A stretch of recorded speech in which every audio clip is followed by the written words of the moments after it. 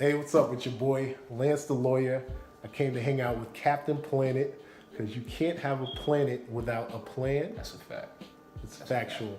We have Tell them about iMarket Social. iMarket Social. iMarket Social. We have it's iMarketSocial.net, and we do some really great work growing your brand digitally through social media, growing your fan base, and growing your customer base. And that's iMarketSocial.net. Tell them about LitPix. We also have litpix.com. That's an ultra high definition digital photo booth and tower coming to an event near you, birthday parties, corporate events, baby showers, midnight madness. What's that word? What does it do for your event? You get to memorialize your right. special event. Right. Okay. In a cool and interesting way. Yeah, and I'm Captain Planet, and you can't live on a planet without a plan. And you know the name of the show is called The Law of Averages. And you can't have a show called The Law of Averages if you ain't got a lawyer on your team. There you go. You know what I mean? There you go. Make sure you check out our next episode where we're definitely going to be talking about how to get from where you are to $1 million saved on a receipt, whether it's within the stock market or whether you have it in the bank. All right? Everybody got to have a goal, because if you shoot for nothing, you hit nothing dead on the head every time.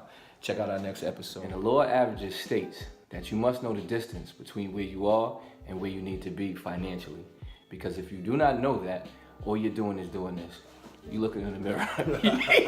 You're faking yourself out in the mirror for no reason, and we're not here for that. We're all here for advancement. We want to show you, once we come into your life, the distance between where you are and where you're going to be later on for the time that we spend with you on this show. We got a special guest today, and let me just properly try to introduce this gentleman. He's been the same size since 16 years old, okay? He goes to the gym now, not to get big, because he's already big, okay? I met this guy in high school, all right? He was the biggest dark-skinned brother I've ever seen in my life at the time, okay? He also is a college graduate. Not only is he a college graduate, he also passed the bar exam. He's a lawyer. Not only is he a lawyer, he also has his own business. So those are all the things that we like to talk about. But let's even go back to in high school. He exceeded at the highest level, being, what is that, the Long Island newspaper? What do they call that? All Long Island? All Long Island, right. He was all Long Island with some of the likes of Wally Zerbiak, made over 100 million, something like that. Jason Hernandez, who's doing all right for himself. He's at Orlando. Norris Bell, who was going to be Michael Jordan until he I'm not gonna say what he did, but but he didn't turn out to be Michael Jordan. None of us did. None of them. None of us. None of them did. All right. But it's not what happens in life to you; it's how you react to it. So that is my description of him. Lance the Lawyer, please introduce yourself to our viewers, our family, our friends, and associates. Hi, I'm Lance the Lawyer, founder of iMarketSocial.net, and as well as litpix.com. How did I forget that? It's all good. That's what we're here for. And so introduce some of your accolades and some of the things. That's a big word for me. I don't even know what that word means. Let me not use big words. Introduce some of the things that you've accomplished. I mean, you pretty much ran it down the line for me. In high school, I was an all Long Island basketball player. Nominated for the McDonald's All-American team, a bunch of stuff. I mean, what college did you end up going to? I went to Fairleigh Dickinson, where I played 2 years as a full scholar athlete. It was a Division I school. And where'd you graduate from? I graduated from Hampton University, where I did not play basketball. Correct. And then where'd you graduate law school from? Law school, St. John's University. That's Okay. where I went to law school. Yeah. Okay. Pay attention. No matter what, we finish the things that we start. Yes, we do.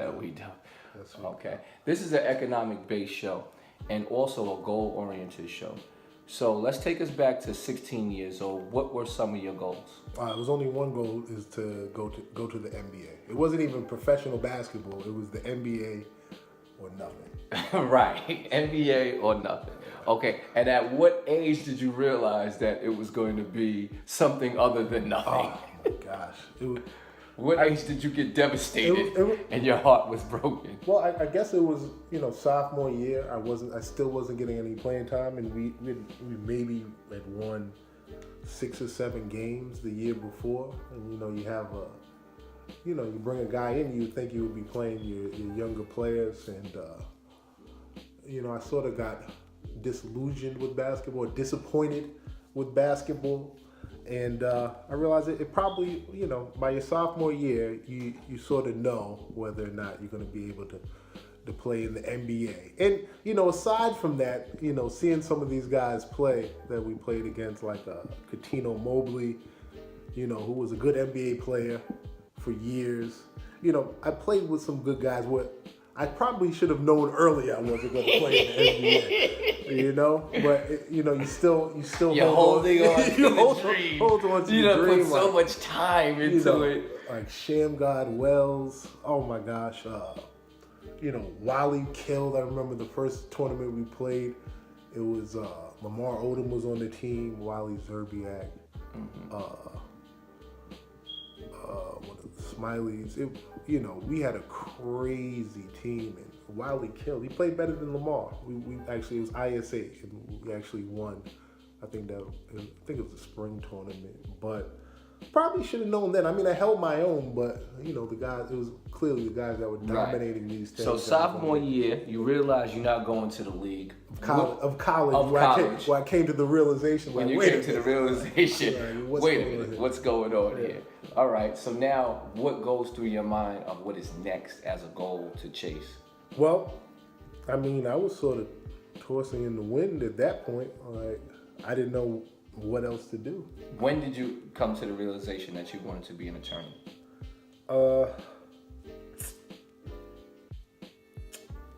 It's interesting. It was well after I graduated from college. I was sort of bouncing around. I didn't have a job. I was selling clothes, selling women's jeans and throwback jerseys in these streets, hanging out. Let it be known that you can sell throwback jerseys and still become an attorney. I was making a killing. It's actually one of my partners who, and I guess we'll get into this later, when I became a dean of Eagle Academy in Brooklyn, was also selling the throwback jerseys. He ended up founding a school. It's probably one of the more important schools in New York City now. But then I was selling throwback jerseys, doing well. I mean, I worked basketball camps. I was sort of, still within the basketball community. So that was sort of an easy thing to do. Okay, so now what take us to that deciding point. You say, I'm going to go to law school. Well, I know it was sort of a prestige factor. It was something everyone couldn't do. So it was sort of like the NBA. It was a competitive thing. Like, not that I truly wanted to practice law. It was presented to you as if you can't do this, and this is not a normal opportunity. Right. And to be at the higher echelon of life, you chose that right there. Yep. Okay. Exactly. It was something to do where you could do well for yourself. No one, And that's a great choice to be amongst the elites. A lot of people look at things and they come up with all of these negative things why they can't do something. You saw the optimistic side and said, nah, I can do this and I can compete with these guys. But let me just interject here. Lance definitely never came off as a person who was a studier. Or I don't even know the words. I'm not even that sharp. He didn't come off as a guy who was putting in hours while he was in high school, and definitely not in college. He didn't appear to be as the guy putting in hours. So I said, I didn't say it to him, but I said, this guy's not gonna make it. But I didn't want to put it out there. But he definitely upstaged me, proved me wrong. He definitely proved me wrong coming from that, and then just upstaging me and taking the show. Yeah. So take us through that process when you was in law school to third. I can say, you're right. I wasn't a studier. I had certain natural ability in the classroom, and I can relate that to basketball. You can't teach someone that is 6'7". You can't teach height. You can't really teach quickness. Same thing in the classroom. So I did have a certain natural ability to do well without doing much, and. In law school, college, it was sort of the same thing. It was hanging out, partying, women, alcohol.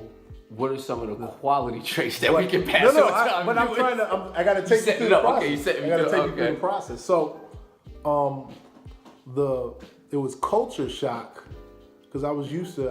I'm pretty sure, I have an IQ, 130, high 130s.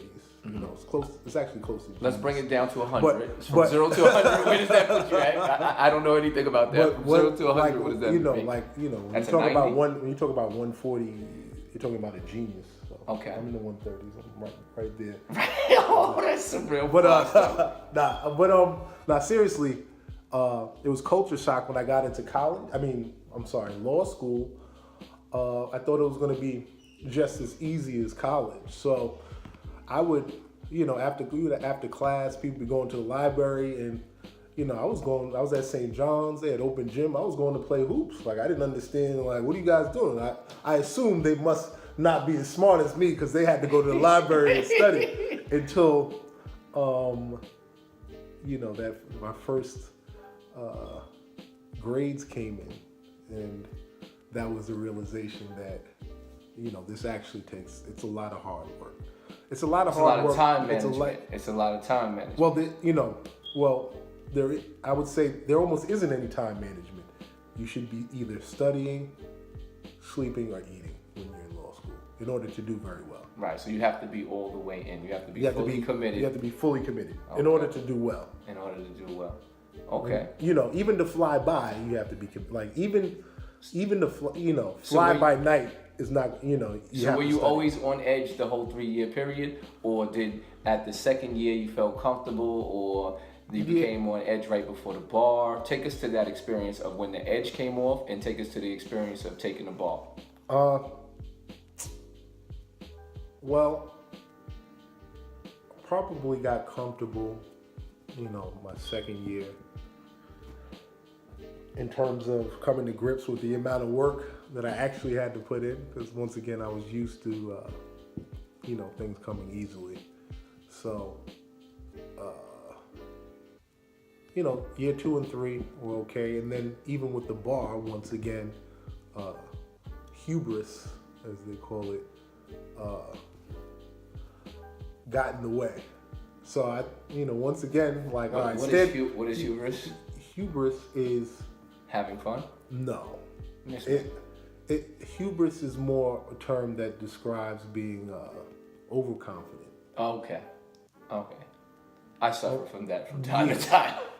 I suffer from that. Yeah, it's like it's almost vanity. You look at yourself in a certain light. Correct. And it's one of those things. I'm like, this is a standardized test, and I do well on those. That's an easy thing for me to do. And then what happened? I failed. I failed twice. I failed twice. Third time was a charm. Finally passed the bar, but it was a difficult time. It was difficult coming to the realization that that once again I had to come to the realization that I had to work. And Input equals output. Right. And as I'm sitting here studying your life and speaking to you right now, because I've been studying your life with you being a close friend, and I always looked at that and said, you know what, this guy is relentless. Even though I too went through that same experience of not going to the NBA, you got over that and moved on to the next challenge. And then even within that challenge, it took you 3 times to move forward. So you definitely got to stay, remain on course. And like I said earlier, it's not so much what happens to you, it's what are you going to do about it once it happens. Okay, so now we discussed all of those things. What are some of now that you're a lawyer, and how long have you been a lawyer for? How long have you passed the bar? It was 2010. Okay, so this is about 7 years. Yeah. Now, what are the next 7 years what are your goals for the next 7 years from this point forward? From here? From here forward. It's growing my businesses, both iMarket Social, LitPix as well. Personally, along the lines of what I do within the entertainment world as an attorney. And moving forward, there's like maybe 3 other ideas for businesses that I want to, sort of get started. Probably in 2018. I shouldn't even say probably, definitely coming in 2018.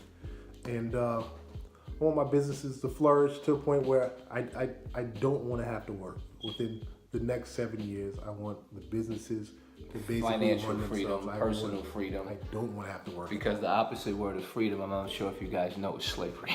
Yeah. Right. So with Lit Picks, discuss Lit Picks. Where can people find out about Lit Picks at? It's litpixx.com. You can go on there and check out pictures that we take from the events, as well as actually make reservations. It's a high definition photo booth and tower that we bring out to your event. We have your Lit Picks, Weddings, weddings, baby showers, 30th birthdays, 21st birthdays, graduation parties, Sweet 16s, you know, Midnight Madness, any corporate events. Yep, any event that you want to memorialize. Ooh, that's a nice word. I like that word. Special occasion that you would like to memorialize. And what's different about Lit Picks is, number one, is the quality of the photos that we take at our events. And number two, it's our ability to actually share those pictures with your guests immediately. They can share it to Instagram, Facebook, Twitter. However, when they take a picture, they put in their telephone number. It goes directly to their phone as a text message, and their picture that they just took pops up, as well as they can click on back to gallery, and now you have every event in a digital album. Furthermore, what I like to point out too is, let's say Thanksgiving, Christmas, and Valentine's Day, you have a function at your home. You can continuously attach all of those pictures under the same file. So now we're gonna create a photo album for the family if you continue to utilize our services, and we'll be happily to be there to service you for every event. Absolutely. And that's what's key, keeping all of those pictures in one area that you can transfer and text out to everybody across the country, the world, wherever your family is spread out over. Yes. And I just think it's a great idea. And Lit Picks also is going to lead to Lit Media, which will be able to provide marketing services for other companies as well. But let me take you back to a story that's impressionable to me that you're not going to remember. I'm not sure if you remember it or not. So we play a basketball game. We're on a high school teammates. We play a game, and after the game, your mother convinces me to come back to your place. I'm like, what? I gotta get up early in the morning over there. It just doesn't make any sense. I gotta get up at a different time. I'm comfortable already at the time I'm getting up. I'm like, I really don't wanna go. I'm not sure if she baited with me with ice cream or the movies. I don't know what lies she told me to get me to go. I had on a three-quarter leather raincoat with the hood. He said with the hood, so he remembers. I had a three-quarter leather coat on with the hood. At which point, I had a leather sun visor. Okay, I had a leather sun visor. We get in the house. Straight out of Hempstead. Yeah, straight out of Hempstead. We get in the house. I drop my book bag, and then your mother says, "Oh, I got something to tell you." And I said, "What's up?" She says, "Your grandmother passed away." And then that's when I looked at her. I said, "My father's in trouble." She said, "What? He has something to do with it?" I said, "Nah, he's not going to be able to adjust after it." And the reason why I said that, and I'm bringing this story up, because that moment changed my father's life. In my opinion, he did not adjust too well. But not that you've suffered such a loss that I know about, but when the things that happen to us in life, AKA not going to the NBA, AKA paying all this money for law school and not passing the bar, AKA whatever your trials and tribulations are, to my family, my friends, and my viewers, you cannot allow that to distract you. You will never be able to get over the hump if you utilize that as a distraction and you don't attempt to properly manage your time.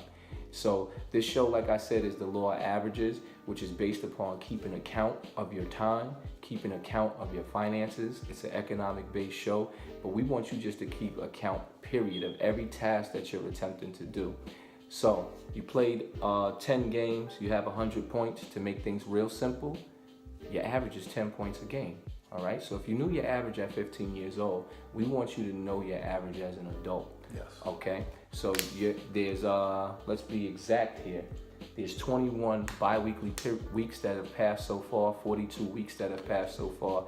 If you have $4,200, your average is $100 a a check above your bills. We don't count the money we make. We only count the money we stack, just to make it clear. So you would be exactly 4,200 above. Now you have to measure the distance between where you are and where you need to be by the end of the year. Also, you have to look at everything from the opposite end. So if you're looking at how much money you're above your bills, you also have to keep track of how much money you messed up, that you didn't maximize your potential. So you might have got to pay X amount of money above your bills, but you're not paying attention to that. You have anything to say towards or add or?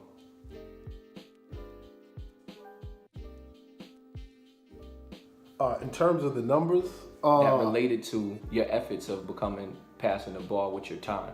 Or you just went all the way in. That's what you stated earlier. You just traded all the chips in. Luckily, I had a great support system.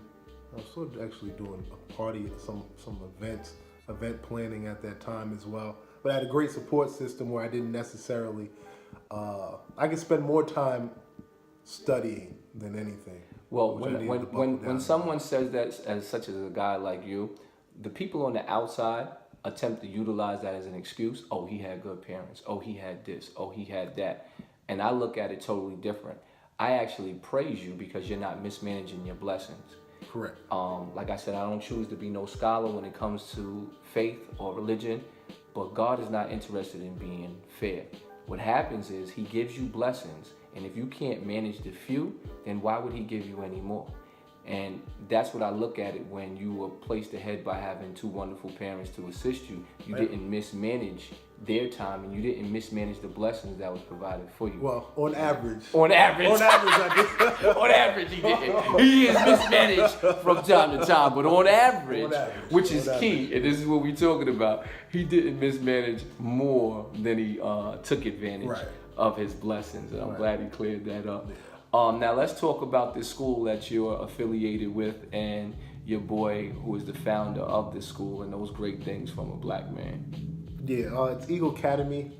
It's in Ocean Hill, Brooklyn, which is in between Bushwick and East New York. The cross streets are like Fulton and Herkimer. It's in between those two. Mm-hmm. It's in the heart of the hood. It service majority black, men of color, and they're doing great things in community. You're talking about over 90% graduation rate, 90% go on to college, and they're really making a difference for those young boys in the community. And what's your role that you take on? Well, I mean, right at this moment in time, I teach a debate class, which I sort of integrate some of the things that we do in law school in terms of critical thinking and problem solving, and as well as a public speaking component where we teach them, how to speak in a business setting. Right, how to properly communicate. Right, which is something that, some of us need.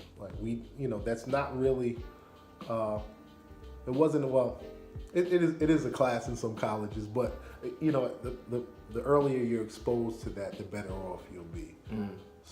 So preparation is the key to success. I just was talking on the phone with a single mother. 6 P's, sorry. Prior, proper preparation prevents poor performance. Correct. That's one of the first things that write that down. We talk about. Write that down. That's one of the first things we talk about in the debate class. But before that, I was a dean, responsible for discipline within the school. So correct. And I taught social studies as well.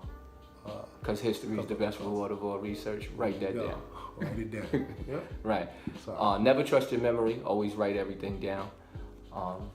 Now, moving forward with the preparation, when you're assigned a new task, such as LitPix or such as iMarket Social or whatever business that you're doing, what is part of the thoughts that you go through structurally? What do you think about something like? I want you to tell the viewers about your critical thinking skills. Like, what are some of the first things you look at?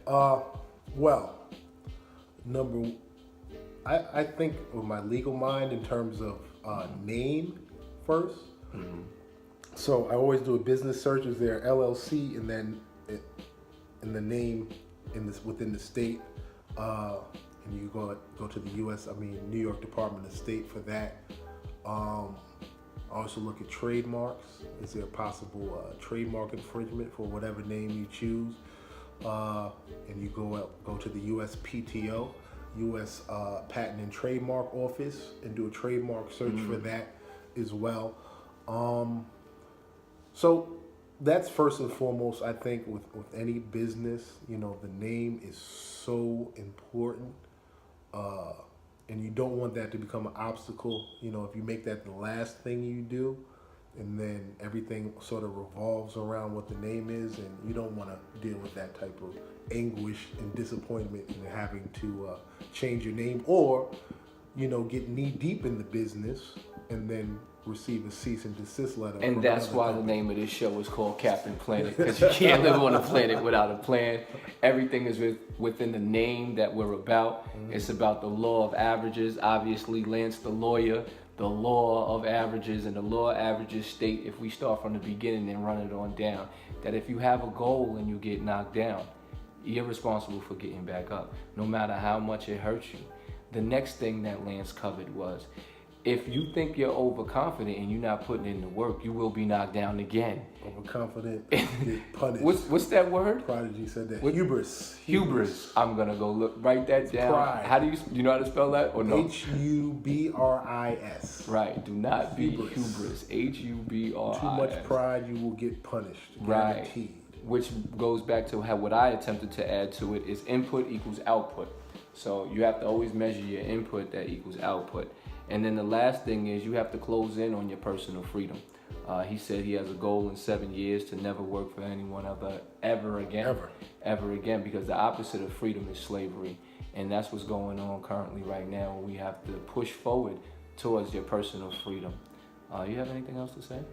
No. I think we covered everything. Make sure you go. We didn't cover iMarket Social. Correct. Let's go over that. iMarket Social, very important. So it's a boutique digital marketing firm. It's purely about numbers, growing your brand, putting your brand in front of customers that'll actually be interested in your brand, and growing your overall social media presence. So that's iMarketSocial.net.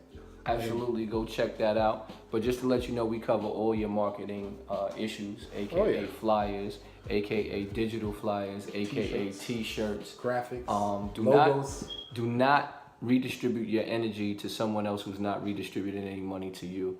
Do not redistribute your energy to someone else who's not redistributing any money to you. So make sure you really understand what I just said. Write that down. Do not redistribute your energy to anyone else other than who's redistributing energy to you, and that's key. Like I said, my name is Captain Planet. You can't live on a planet without a plan. This is the law of averages. I'm here with Lance the lawyer. I hope you got some insight, family, friends, and viewers, on how to become a lawyer and how to get over obstacles while you're going through the process. Peace. It's Lance the lawyer, reporting live from what seems to be the Rolex Diamond Baguette's headquarters. You might not have never seen a chandelier like this up close in person. I was here chopping it up with Captain Planet, because you can't have a plan without a plan. Number one, it's the law of averages show. We talked about the distance between where you are and where you're going, and the steps it takes to get there, which is very important, especially for our people. We also discussed, very important, litpics.com. That's our Ultra HD digital photo booth and photo tower, available for any of your special events to memorialize in a unique way.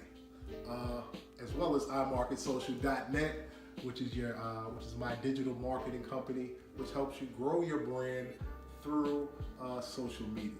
So that's about it. We out. Make sure you subscribe, guys.